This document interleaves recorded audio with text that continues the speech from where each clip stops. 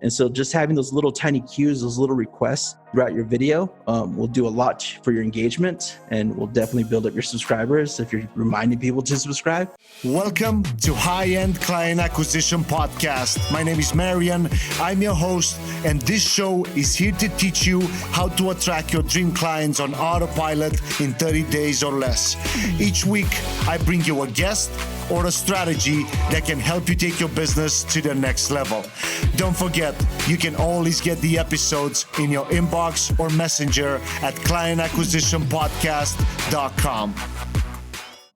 Anthony, my man, first of all, thank you so much for jumping on the podcast today. So I'm pretty sure a lot of people ask you this, and some people heard it from the intro as well. Like, you work with one of the biggest YouTube channels, and maybe a lot of people don't even know that you are behind them. So can you share in a couple moments, like, what's your proprietary process? That's how I like to look at it. Like, what's the thing that maybe not necessarily separates you from other YouTube consultants, but I know, and you've shared some incredibly powerful stats, and I'm like, oh my God, like that much watch time, and not even like, I was always looking at the stats in terms of how many subscribers and how many views you get, and I can promote a video and things like that. But then when I found out about the fact that no, actually watch time is the thing that matters, can you share with us and with the audience, like, what's the process that you usually go through when you start working with a YouTube channel? Yeah, definitely. I mean, I think I go back to the basics, the foundations, the fundamentals, because really, like, it's gotten to a point where everyone's teaching like advanced tactics and tweaks and hacks and tricks and all this stuff. And it's like, once you start getting to that point, you start forgetting what actually works and what's the important stuff, right? And so for me, like, when it comes down to it, and maybe some people say this, but it is about creating quality, engaging content. It's about really providing that value instead of worrying so much about all these other things like the SEO and all that stuff. Those are great things to worry about. But if you're not engaging anyone, you're not providing value, and you're not actually targeting or reaching the people that you need to reach and that you want to reach, then what are you creating content for? Like, I had a question earlier today in one of my consulting calls where they're like, what do I need to do to find the right people and get more people? And so then I had to ask back, I'm like, who are those people that you want to reach? Because there's all sorts of people in the world, but who are the specific people that you're trying to reach, and what are you trying to do with your content? So for me, creating a video, I like to say, like, I like to create videos that convert. And whether that conversion is a sale, a lead, or engagement, or a subscriber, or watching more of my content, every video has to have a very specific goal to it. And so that's how I sort of approach that. Oh, that's really interesting to hear. So when you say every video has to have a specific goal, do you mean by, all right, we're going to create a series of videos in this playlist that they all focus on maybe promoting a webinar or maybe promoting a lead magnet? Or just like, do you recommend people to, when they create the video, like, I know, of course, making sure that it's engaging and things like that, but do you focus on keeping people on the platform? When I say people, keeping the viewer on the platform on YouTube, or actually trying to, let's assume if we create some more awareness videos about somebody's business, do you focus on keeping that viewer on the platform, or you recommend actually trying to go off YouTube and maybe on the email list or webinar or whatever it is? Right. Yeah. So I think it comes back down to, like, what is the goal? What is the end result that you want? Right. So I feel like most of your audience is probably like a lot of the people within the ClickFunnels community, right? And a lot of them want to sell courses or programs or affiliate links and offer affiliate offers. And so the end result and the end goal that they want is to get someone to a landing page and a funnel, right? And start that process. And I'm a big proponent of that. I'm very happy that people want to do that, because that's great. That's what you want. You want to make money. Awesome. But when you're starting out, and if you're building your YouTube channel for brand awareness and authority building and all those types of things, then it's about keeping them on there to show them that you provide value. But that still doesn't mean that you can't take them off the platform, because you're basically going to put them through a cycle, right? Like if you do have an offer at the end of your video, then you're going to get that email. And then later on, you get to promote your new content back to that person who subscribed to you via an email or opted in. And then you're just continuing the cycle over and over again. So they get your content, they get any offer that you're giving away for free, and then you bring them back to the channel. So in a way, I don't feel like you lose anyone by taking them off platform. But again, that goes back to that focus, that end result. Do you want people to continue to watch more of your videos? Do you want them to convert to a sale? So that's how I sort of see that. So what is the goal that you want to have, and what is your YouTube channel for, right? Is it to drive traffic to funnels, or is it to build your own brand presence? But still, that your brand still gets built by taking by giving something away for free, right? By giving them an awesome opt-in, a lead magnet of sorts. Yeah, no, that makes perfect sense. So let's assume I'll just take my own channel, for example, right? So let's assume I want to build more brand authority in my space, right? Like a lot of the listeners and a lot of the people that would consume this piece of content, there are online coaches, course creators, people that offer one-on-one coaching and things like that, right? So for example, a lot of people would relate with my own channel in terms of, I think at this time I have about 22 or 2,300 subscribers. So it's not a lot, but in terms of me building more brand awareness, like would you recommend me, for example, trying to put those links just solely in the description? Should I tell people in the video, hey, click the link in the description? Should I use them in cards? Should I use them in the end screen at the end and tell them, hey, click, this little thing at the end and I can add it there? What do you think it's the best way to do it if I would like to get people on my email list, for example, from my YouTube channel? Or would you recommend just to do that through YouTube ads? Like, what do you think? Should I focus on my content on organic traffic and still send those to my lead magnets? What do you think there? No, yeah, definitely. So for one, like I think, again, you definitely know your audience. You know who you're talking to, and it's very clear on your channel. I have it pulled up on my end, and I've been peeking at it and looking through stuff.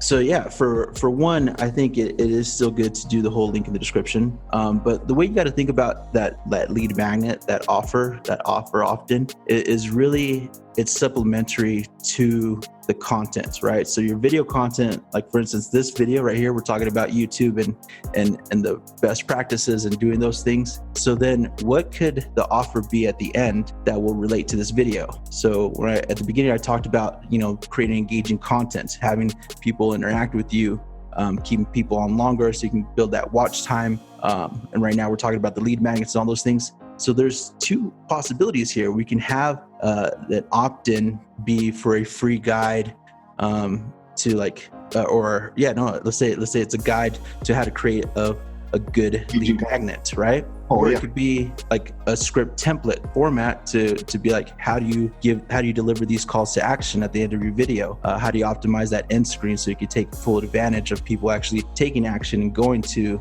your landing page and giving you their email? And so we can create something like that would fit perfectly with this video, right? Yeah. And then let's see, the second part. So the second part to your question, I'm trying to remember what it was. My question was, should I, for example, now, because my channel is pretty small, I don't know where I heard or I read somewhere that until you reach the 10,000 sub milestone, and I don't know if this is true, and you probably know better than me, to try to keep people on the platform instead of sending them out. So that's basically that's the reason why I actually asked you that question. Like, is it true? Like, before you reach the 10,000 subs, you should try to keep everybody on the platform and not try to point them out on a lead magnet, or that's just some rumor that got on the internet. And that's why I asked you, should I focus my organic stuff on sending people to my lead magnets, or should I just use YouTube ads against my subscriber? Not against, using my subscribers as a placement. Yeah. So let me answer this part first. So that on the ad side, right, I only run a paid ad strategy with the channel if I'm sending them to something that that has a price to it, right? Like I'm trying to sell something, because then I definitely get my return on investment there, right? Or if it's a webinar sign up, because then I know with the webinar, for one, I'll be collecting an email, and for one, I could sell them on the webinar. Yeah. But outside of that scope, I don't tend to, say like have people opt in for a lead magnet, unless you feel your lead magnet can take them through an awesome funnel, and then do your upsell, downsell. If you feel like you have that capability, then go for it, because you're still getting people to buy something in the end, right? Yeah. So that's how I approach a paid ad strategy, especially with YouTube. And then on the side of like worrying about taking people off the platform, right? I was listening to the interview you did with Evan Carmichael, which was fantastic. Evan's a good buddy of mine, and we've shared the stage a couple of times. But like he gave some great insights into that as well. So I would definitely recommend people check out that interview also. But one thing that I find, like with smaller channels, I tend to approach it differently, especially if you're creating how-to content. I base a lot of it on search first. And then as I build that momentum, the YouTube algorithm is going to take care of itself. So I'm not worried too much about taking people off the platform, as long as I'm taking them off the platform at the end of my video. I've seen people who then, like at the very first minute of their video, they're saying, go download my checklist or my guide. And I'm like, what are you doing? Like, so is there any point in creating your video? Like if you just told them to go download something and they didn't even watch anything about you or what you were going to teach them, like, was the video even necessary? And that's how I see it, right? Because it's like the video is supposed to build that know, like, and trust factor. Because the video is like you and me, we're talking, you get to know someone's personality, you get to start to like them, and then you start to trust them because they're giving you value and they're giving you all this great stuff. And then it's going to be a lot easier to get them to go download something and give you an email, because you just had a great experience with them, whether that was 5 minutes, 10 minutes, or podcast format, 20 to an hour, right? Like you had a good time, you're more likely to take some action. Got it. No, that makes perfect sense. So just for people that maybe are not aware on, the difference between search and suggested and what we were talking in a different episode, you said something really important. You said with smaller channels, and in this scenario, I'm assuming smaller, you mean what? 1, 2, what's a small channel for you? Up until what milestone? I think I have like different sort of criteria with a smaller channel. For me, like in the way that you were saying, like a 10,000 subscriber channel, it's still a very small channel. Yeah. But that 10,000 usually ends up being that milestone, just because I don't know if there really is like a thing. It's like, 10,000 subscribers, algorithm, let's kick it up a notch. I don't think that's how that works. But I just feel it's more of a behavioral type thing, like where people see, 10,000 subscribers, I'm going to subscribe. Like it's sort of a social proof type of thing. Because I've had clients that will say like, hey, I want to reach 10,000 subscribers. And it's like, okay, or sure. I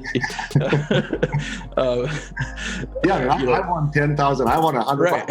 Of course, those numbers would kind of make us, and I think, and you correct me if I'm wrong, but it's probably more of the creator stuff. I mean, the creator's mind that think like, I want to reach that 10,000 subscriber mark. But then when you get there, you're going to look at this at the channels that have 100,000, and then you say, I want the 100,000. But then when you have 100,000, you're going to look at the guy that has 1 million, and you keep going, on and on this. But I think it's a never-ending situation where you just gonna, see the bigger fish, and you're gonna want that, right?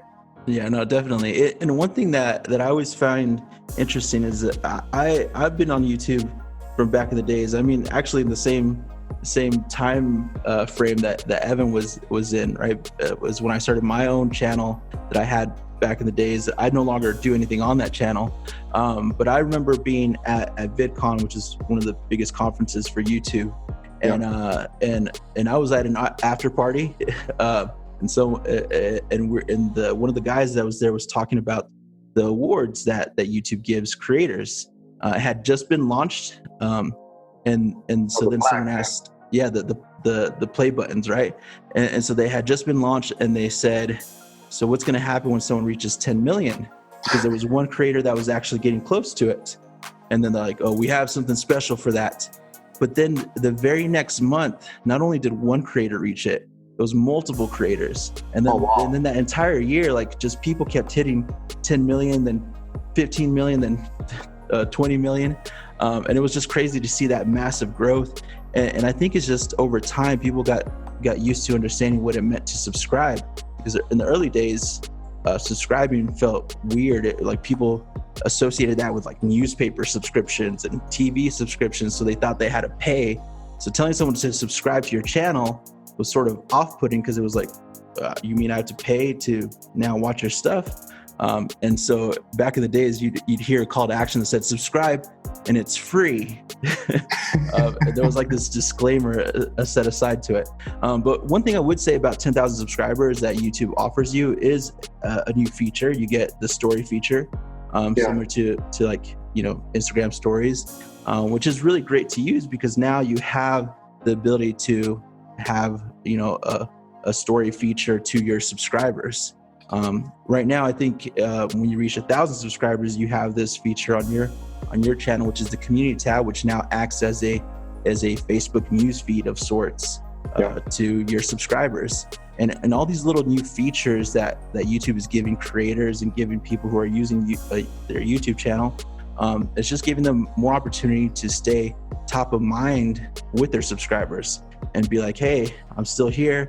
Even though I produce maybe one video a week, like I'm still doing stuff behind the scenes, and you get to open the door and let people see that. And for your subscribers specifically. Got it. No, that makes perfect sense. So if we would really look at, like, let's assume, because we were kind of giving my channel as an example.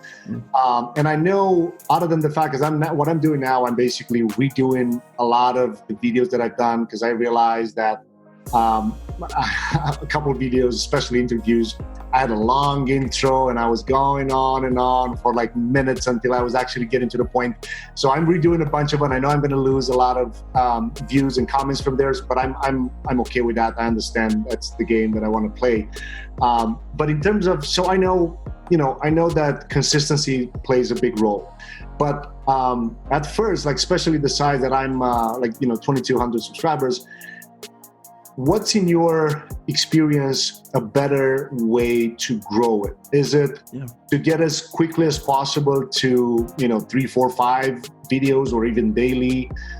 Is it just to put maybe once per week, but a longer video with a really high-end production, with adding not necessarily high-end production in terms of having really expensive gear, but adding a lot of like things on the screen? Let's assume I have a couple of videos that I realized one of them is actually bringing a good amount of subscribers. I mean, for the size that I'm in, I'm just drawing stuff on the board. Should I just focus on adding more like interaction type of icons on the screen and do that? Or like, what is it, quantity over quality? Like, how do you see from your experience all this thing? And that's definitely one of those big questions of like, how much content should I be uploading and producing and creating, and how intense does it have to be? Do I have to have like a full show and like the camera panning into me like like it's a TV show? And the answer to that is like the greatest answer always. It depends, right? But no, like to give specifics and to give value to your audience. To me, like I worked with channels that still produce just one video a week, and they're still growing and still doing amazing things. And that's just because that's how they want to do it, and that's how they sort of train their audience. When we go back to television, right, that format, really everything that people are doing on YouTube comes from a traditional format. It comes from television. Like we all have favorite shows that we watch because there's actors that we enjoy watching and doing, and that's like a narrative and a story. But even like the news and even like these like sports segments and like ESPN and all that stuff, that's a weekly show sometimes, right? And there's also shows that are daily shows as well. True. So there's different types of formats. So it really comes down to training your audience and the viewers to understand that I produce one show a week. You can tune into it, and this is what you're going to get from it. Now, when you're a smaller channel, really that one show a week helps you sort of understand and make adjustments little by little. You can make little tweaks by whether it's like how you intro it. You can look at your analytics and see people are dropping off. All right, I'm going to cut the intro a little. I'm going to make the intro shorter now. When you start adding visuals to it, you're like, oh, I noticed that someone, you can actually see where someone rewinds a video just in your retention rate. Anything that's like a little bump or hump in the audience retention, that shows that somebody either skipped that part or either like kept rewinding to that part to see it. And so, that's very helpful information to be like, okay, maybe I will add some visuals here. I will, draw on the board on these sections. And to me, it always comes down to when you're building how-to content or even doing interviews. If you think about the stuff that you've watched before on television or some of your favorite channels, there's things that they're doing that's always keeping people engaged. There's like a pattern interrupt. There's something happening, and that's usually those visuals or those graphics. If anyone looks at any of my content, I'm very dynamic where I besides moving my hands, which I'm doing a lot in this interview, but I get in front of the camera, I move back away from the camera, I appear on the side. I'm always doing these jump cuts. I'm always moving. So it's not just me standing in one spot and saying today I'm going to teach you about how to get more subscribers. And that's it, right? There's movement and action. And you can sort of see that in news channels, like on television with talking heads. There's a little ticker that goes at the bottom. There's split screen. There's a alert that comes into place. But that's just all to keep you engaged and keep you moving and being okay, I'm not bored. Something distracted me for a second, right? So that's how you can make those decisions, right? To be yeah, maybe I do need a segment somewhere. In these interview type series, whether it's a video podcast, which this is sort of is, right? Yeah. And those things, you can add some visuals here and there. And you'll notice in a lot of radio show interviews, which is essentially a video podcast, they just have multicam. That's the only dynamic thing to it. It's just a close-up shot of this person's face, a close-up shot of the host's face, then a wide shot. It's 3 camera angles is what's happening. Of course, it's a little harder to do with Zoom, right? But that's where, again, a visual can help, whether it's every now and then you have a lower third that comes in. And this is a technique that you can use where you can say, be sure to subscribe, or was that helpful? Hit the like button. Or, what do you think about his answer on this part? And so what you're going to do is you're going to be giving people engagement cues, right? You're going to be giving people engagement cues to they'll notice that there'll be that pattern interrupt. And then it's oh, it's a call to action. Okay.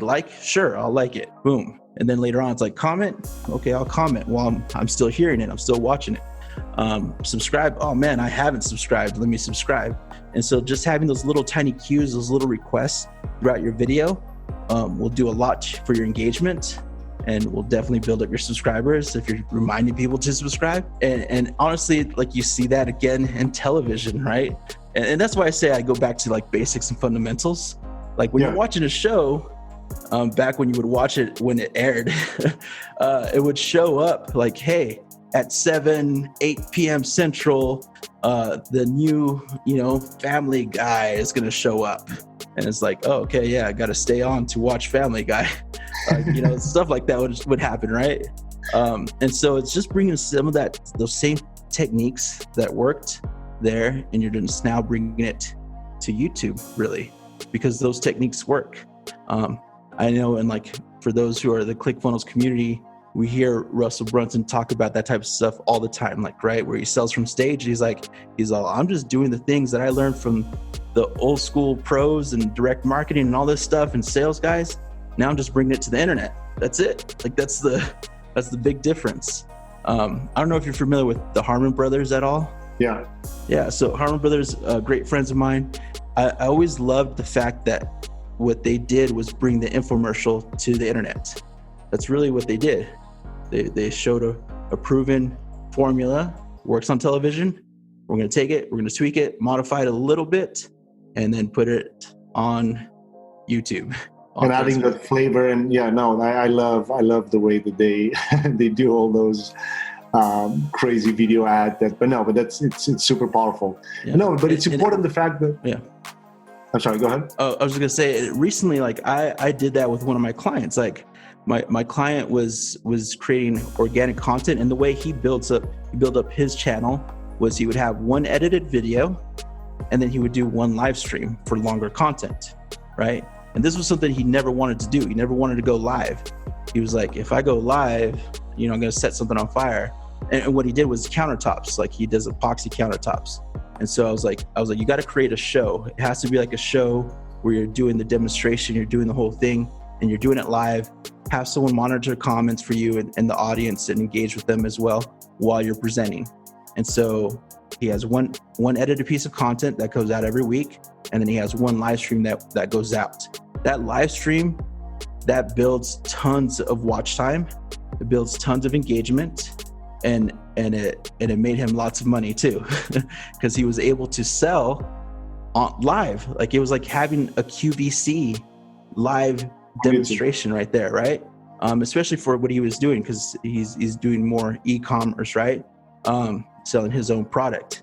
And so not only did that bring him sales, but that brought in so much new engagement that then the algorithm kicked in and started to share more of his content, because the very first time he went live, and this is a big thing for your audience and for yourself, like you guys have email lists. I trust that you do have email lists. And so one thing that what I did with him was do like this live launch strategy. I was like, you probably have a lot of customers that don't know about your YouTube channel, and let's go live. You'll go live, you'll teach them a new technique that you never taught before, and you'll do a launch strategy. You'll send out emails, and you'll get people to your live stream. And the way they RSVP or they register to show up is by subscribing to your channel.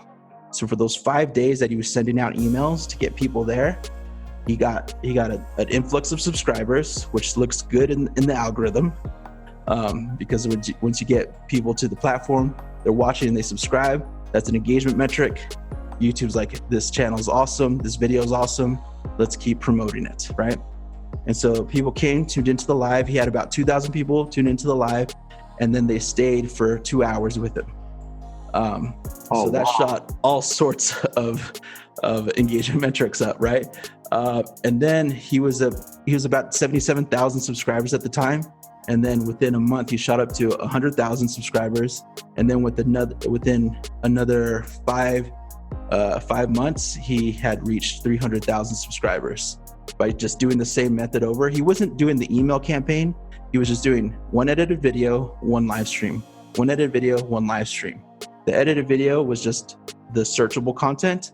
The live stream was the show. And that was the show that people wanted to tune into every week.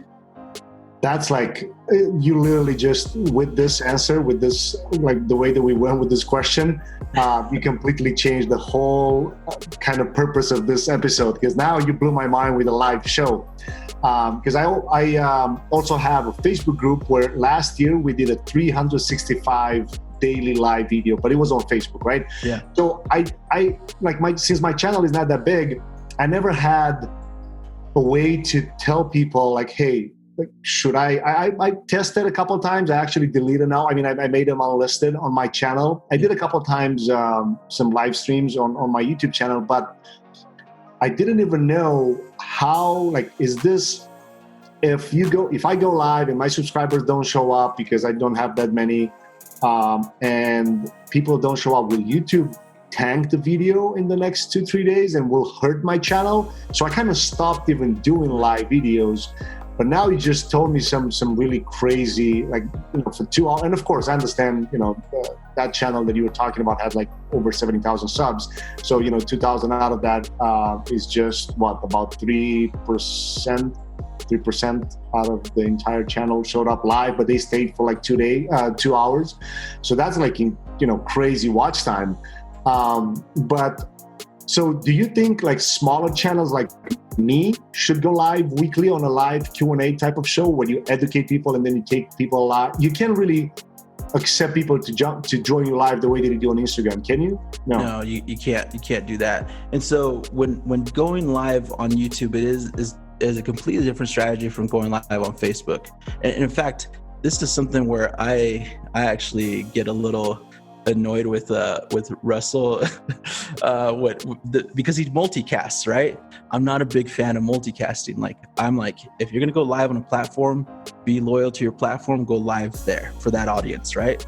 If you're gonna go live on YouTube, be loyal to YouTube, go live on YouTube only. Don't send it out to like 4 different platforms and expect to be like, everyone to watch and enjoy it. In fact, to bring something to the present, this big launch that happened, a lot of people watched it on Facebook, the big ClickFunnels launch. Yeah, the 5 watched days it on Facebook, and Facebook dropped.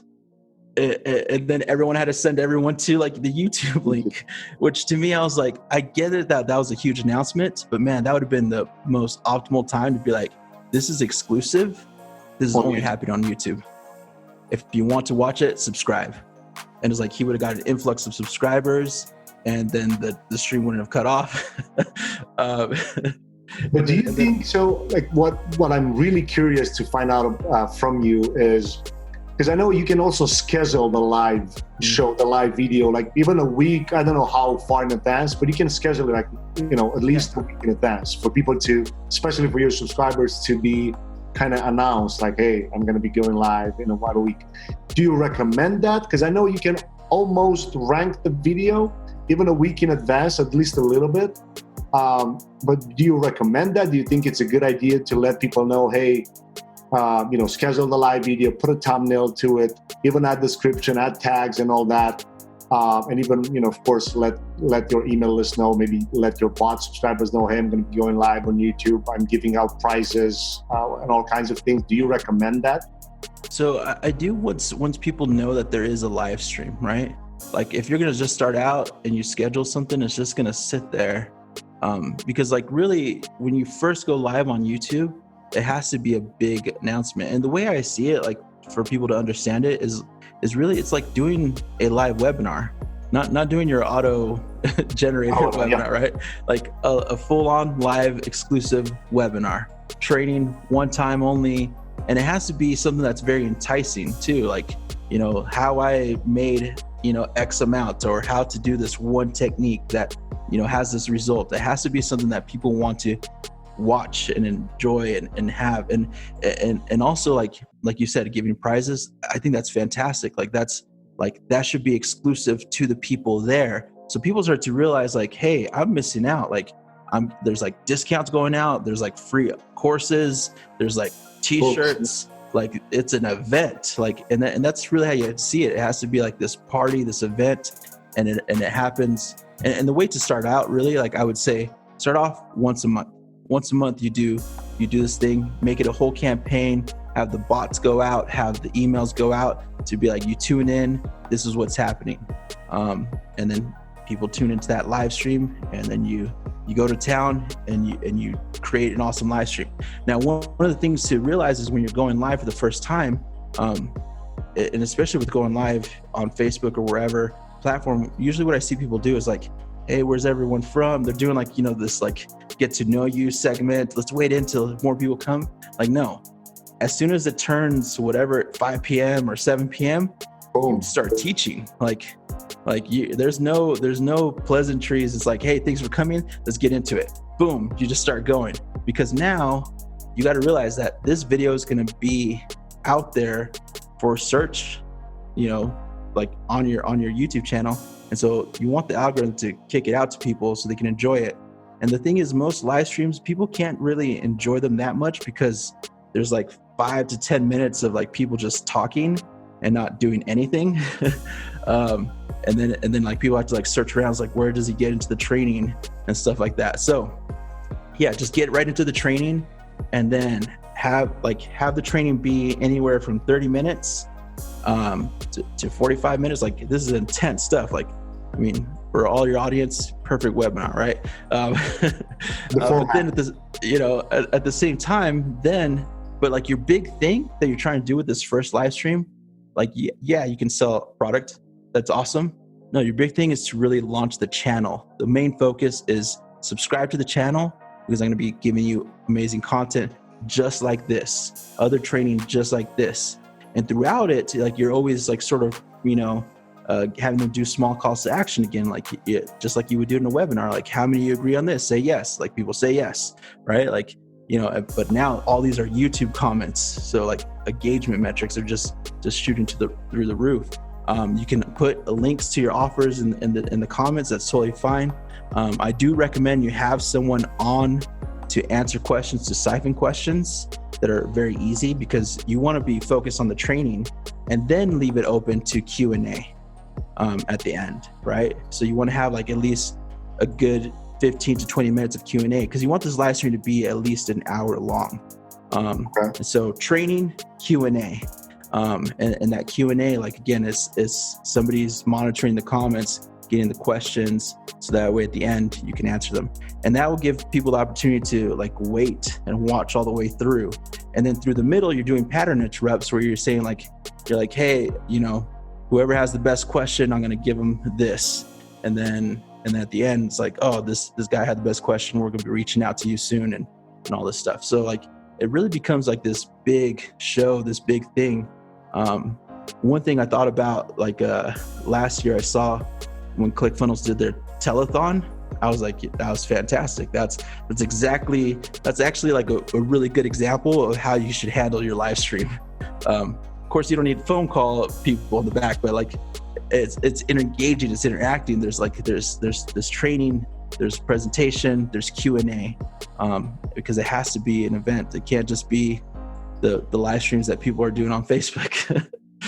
No, that's true. And it's also important that you mention, like, hey, actually make an event out of it.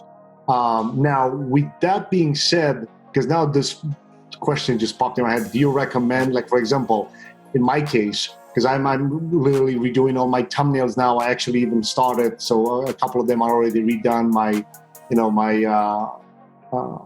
The channel art was just redone literally this morning. So do you recommend like a big live stream type of event for a relaunch of a channel, where I can also do some giveaways, and I use email list and the bots for people to join live and do the type of giveaway for the relaunch? Yeah, and I think that's like the biggest thing. It's sort of, you got to think of that live stream event to be either it's a grand opening or a grand reopening, right? So like, ideally, sometimes you do it when you have a month's worth of content, and then now, boom, I'm going to go live at the end of the month, right? Or the beginning of the next month, or you hit a milestone. It's like, I'm going live to announce, some big changes. But like, I think it's a perfect time to be like, hey, I just redesigned everything. I'm switching up my focus. Time to tell people the news, but you tell them the news by giving them something that entices them to want to enjoy, like what you have to train them on, right? Like something awesome that you never shared anywhere else. You'll build that hype train.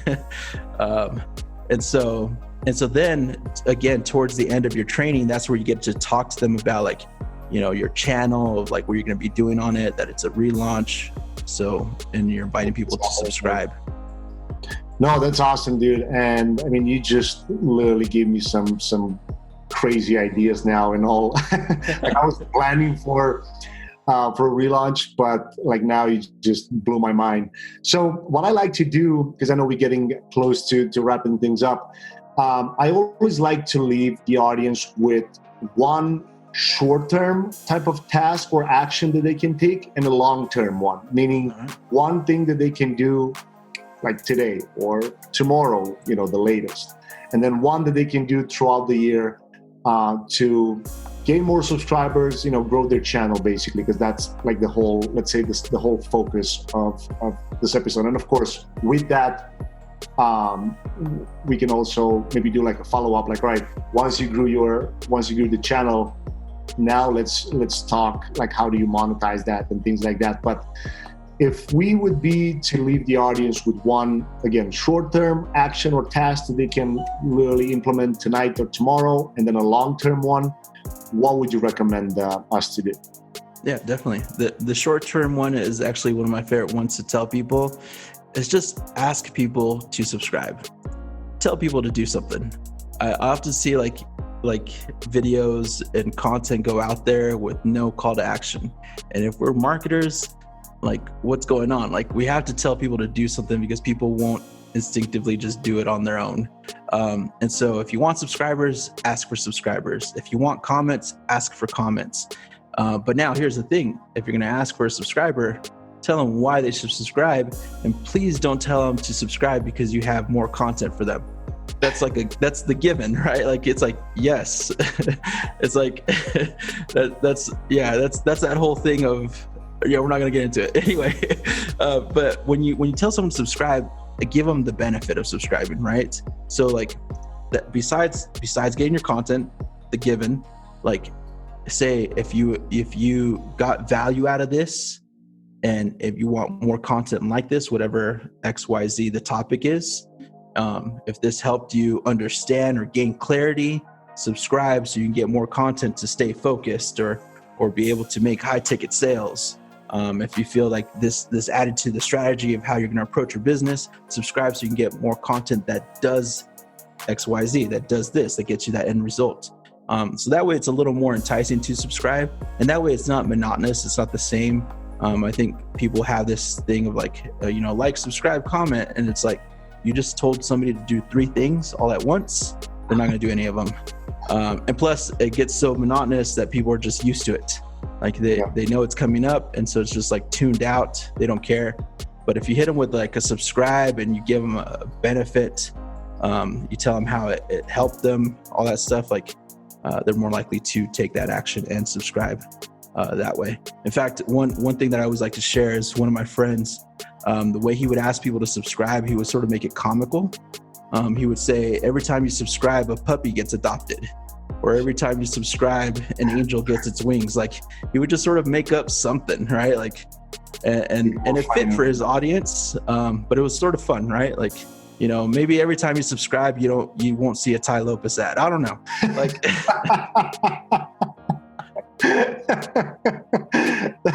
that was something powerful. Awesome, man. And then, so what would you recommend us to do, like, from a long-term perspective, like something to, let's say, we can work on for the rest of, like, we still got 3 months in the year.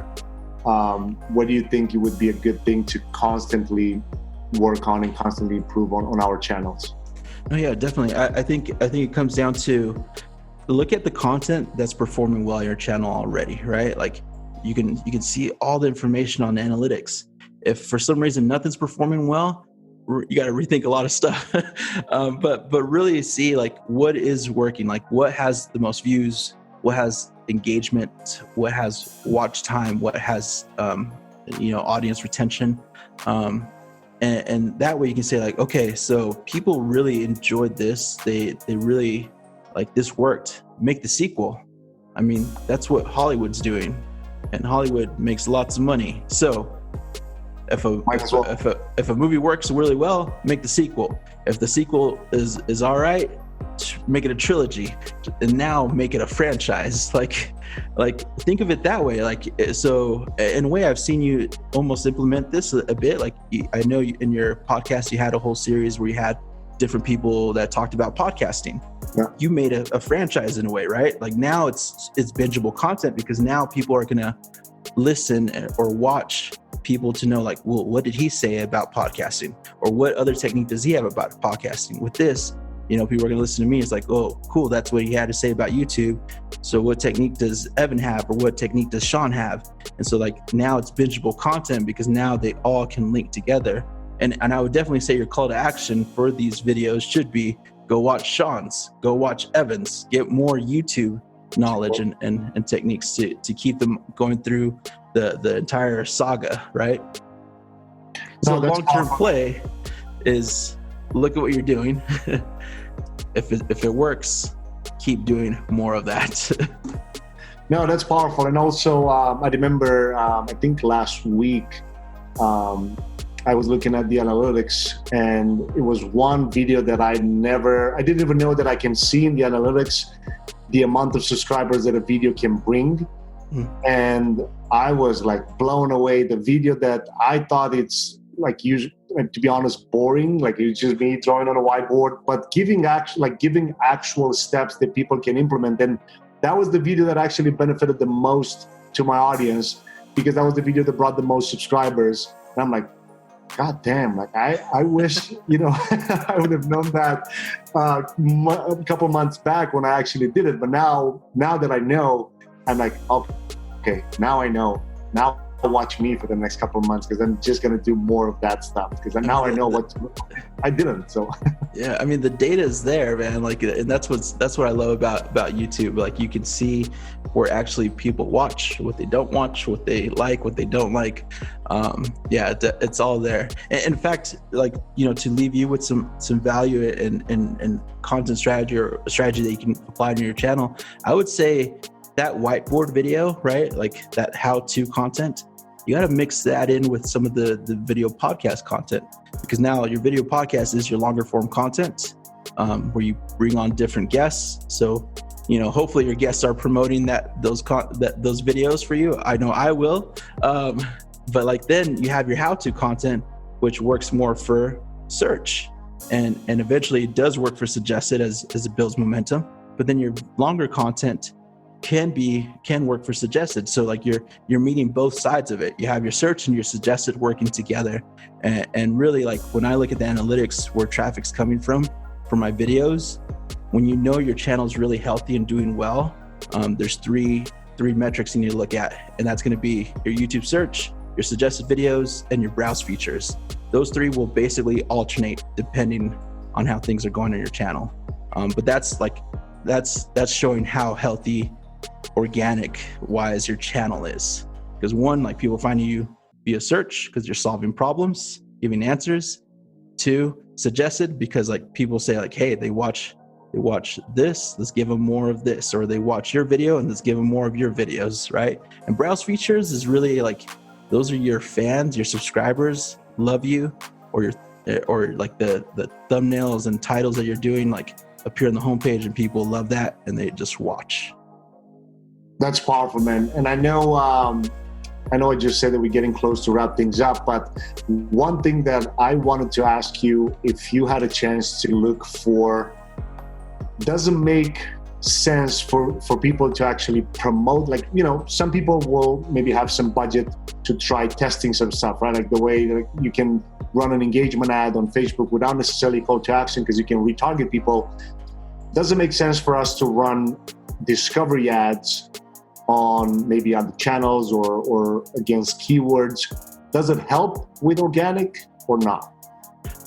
I've seen channels that have grown by having a good organic strategy and a good paid strategy, but the paid strategy was still focused on sales. But what happened is that people watched the ads, they got curious, came to the channel, saw that the channel had good content, and they stayed and subscribed and became an active viewer. There's been like one case study I've ever done for paid strategy on building a channel, and it worked, but I haven't been able to replicate it. Oh, wow. But the thing is, like, it's because it gets expensive. So do you mind, like, just on a surface? You want to break that one down a little bit? Yeah, really quickly. So what I did was we did this for a buddy of mine's channel, because he's a YouTube expert. In fact, you should have him on the podcast if he's interested. His name's Jake Larson. He has an agency called Video Power. He was actually one of the first people to work with YouTube on video YouTube ads. He got full training from them as it all launched. And so then he built an agency. Smart guy, right? Yeah. So what we did was he had this channel, and it was a family vlog channel. And so what we did was I went through, I found all the top channels in the family vlog space, and I categorized them by channels that had, 100,000 to 500,000, 500,000 to millions, and then below 100,000. So we had 3 categories there, right? And then what we ended up doing is running placement ads of a YouTube trailer that was more like an ad, on top of all these family vlog channels. And then we just started watching the campaigns to see which one would perform better. And then we found that there was like a small group of channels that when they would get that YouTube trailer to appear there, they would then go and subscribe, and they would actually become subscribers. And so he was able to gain 10 to 15,000 subscribers in a very short amount of time. But I know he also spent a lot of money in that short amount of time to find the right segment of channels that, that would work for him. Got it. So was that an in-stream ad or discovery ad? Yeah. So those were in stream. So they would come in the beginning of a video. Got it. And you would send, like, what was the URL that you would sending people to? Back to the channel directly? Yeah, back to subscribe. Oh, so the subscribe, the whatever, question mark, subscribe, or whatever it is. So the main call to action was just to subscribe. And it was funny because that was his video, that was his channel trailer. Yep. It was using as the ad because he built it like an ad. And then a lot of the comments on that video were like, this is the best ad I've ever seen. Or I saw this while I was watching this thing and I had to come and subscribe. Some people said like, this was the fastest subscribe I've ever done. And so we saw it work there. It's just been hard to replicate it because two reasons. One, people don't want to put the budget into it. and then two, it's like not a lot of channels within certain spaces run ads. So it's because you can block your channel from getting ads. Yeah. So not a lot of people will run, like, especially like a lot of marketing channels don't run ads. So but Kevin David runs ads, so if you guys want to jump on his channel, do that. Yeah. So would you? Because now I'm thinking. So the placement was directly the channel itself, correct? Yeah. Got it. Okay. So not targeting keywords. So it wasn't keywords. No. Got it. That's interesting. I'm probably going to test that for a couple. And the thing is, the lowest we've ever gotten a subscriber to be was 25 cents. That's like really low. If you go like international, it's like 2 cents and one. But those, they may not turn out. They might not be the best subscribers. No, I get the this is perfect, man. You just gave me another. Yeah, dude. If it works, you let me know, and you'll be case study number 2. 100%, man. And the last question to that strategy. Where did you leave the actual video public, the one that you were running the ad with? Yeah, because it was just the channel trailer. Oh, so it was the actual channel trailer, and but really, people don't really notice the channel trailer because it only appears if you're a new subscriber. That's crazy, man. Like, you just gave me some. And of course, I'll make sure I'll kind of put everything into the show notes for people to, and I'll probably just do a complete guide with a live monthly and weekly show, depending on what levels, are people's channels. And then this one with the channel. Now, this one I'm actually going to start testing pretty soon because I was interested in this, but I didn't know if you were the first person that told me, all right, I did run an in-stream ad, and the URL was actually the subscribe URL. You were the first person that actually like, I was okay, finally I got somebody that said I did that. Yeah, I mean, my buddy Jake was the one who thought about the idea, and then I was like, I think I know how it could work, and so we just teamed up on that and ran it, and it worked. And again, like, it was a different audience, so it'd be interesting to see. No, that's powerful, man. And I'm definitely going to go for it and test it and then spend a couple $100, maybe a couple thousand, whatever. So I would say get about 50 to 100 channels. So sort of like, the Dream 100, right? Yeah. Yeah. And then just look for different size channels to make, to test them out. And if each one of them is basically a different campaign, right? To make sure that you can track them properly. Yeah. So we sort of grouped them a bit, right? Like we had like 5 or 10, within each one. Yeah. So. No, that's awesome, man. Again, appreciate your time and all the wisdom and all the fire content that you share with me and the audience. Is there anything that I haven't mentioned in this to maybe leave the audience with the last thing that you prefer to leave them with? I mean, I think one of the biggest things that hopefully I pushed was like, I mean, like in each one of these strategies, like email is a big thing. And I mean, we all learn about collecting emails and how emails equal money. Yeah. And emails can equal subscribers. Emails can equal views. Emails can be guaranteed views. Like I have clients that when they send out an email blast, that video guaranteed 1,000 views or 3,000 views, because that email list knows to look for that video. And so don't be afraid to email people your YouTube content. If you put a lot of work into it, email them. 100%, man. And if people want to learn more about you, or maybe digest more into your process, or if they need to, I don't know if you're still accepting clients, if they need to book a call or something like that, like where is the place that people can actually check you out? I would say join my Facebook group, Video Creator Secrets, or look me up on YouTube, Video Creator Secrets. You'll see my face on those thumbnails.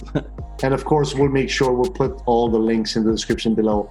Again, my man, thank you so much. Again, really appreciate your time. And I can't wait to do a follow-up call with you in a couple of months to see what had happened in my channel following your advice. Yeah, it'll be fun. Appreciate it, man. Cool, man. Have a good one. Hey, podcast listeners, I want you to know that I really appreciate your attention and I don't take it lightly. That's why each month we pick a lucky winner and we give away books, mentorship, software, courses, iPads, and other cool stuff. The way to enter is go to clientacquisitionpodcast.com and sign up. You'll get all the details there. Talk to you guys soon. Take care.